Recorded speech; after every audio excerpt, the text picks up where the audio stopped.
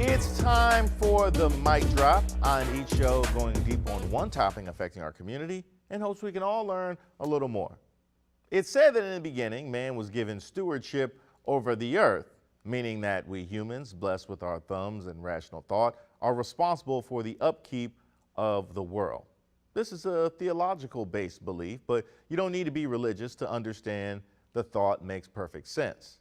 We're the only life forms on this planet capable of consciously impacting our environment, both positively or negatively. So the responsibility rests with us, as it should. So when are we going to act like it? What exactly is it going to take? Like, for instance, tomorrow's forecast in London, England, calls for temperatures to top 37.8 degrees Celsius, the same as it was today. By the way, that's 100 degrees Fahrenheit. Basically, the city is set to become one of the hottest places in the world, if it hasn't already, and the heat isn't just isolated there. Temperatures across the United Kingdom and Europe are currently resting somewhere in the lower stratosphere, breaking records and bringing with them wildfires, heat-related illness, and death. Now, hopefully, the heat wave will come to an end soon, but until that time, they're at its mercy, just as we are here. Heat warnings are being sounded all across the country, and in some places we've seen long-time temperature records falling daily like dominoes. And what exactly is causing this misery? It's climate change. The increased presence of greenhouse gases created by us has raised the temperature of our planet, thereby inducing extreme weather patterns. That's it and that's all. No, it's not natural, not on these levels. Yes, there is a consensus among scientists that climate change is in fact real. And no, plants and animals will not adapt. Many will die off. Take a look at what's happening to Australia's Great Barrier Reef.